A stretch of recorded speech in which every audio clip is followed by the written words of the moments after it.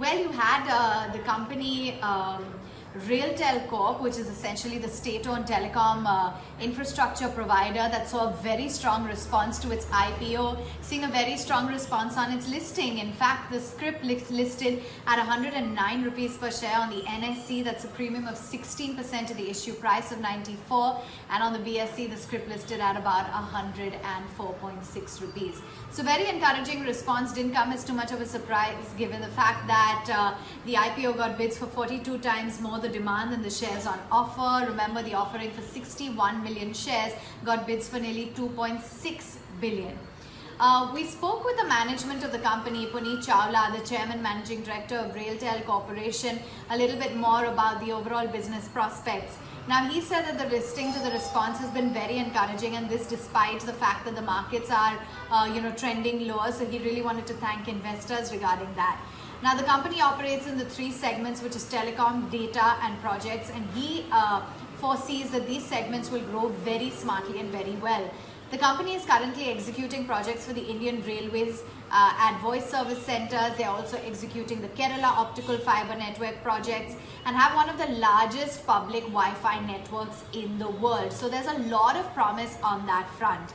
As of now, they've had about 16% growth in the first 6 months, and they believe that this growth is going to be more rapid going forward. The broadband services and all of this, Mr. Chawla said, has been fueled largely by COVID as well. That's really helped their overall growth. The broadband services has grown 2.55 times with COVID. The lease line service and data centers as well, he says, are growing exponentially. Now, the telecom and data center revenue as well, according to him, is growing. So he said it's not just one part of the pie. It's the entire pie, all of the services that are growing very smartly.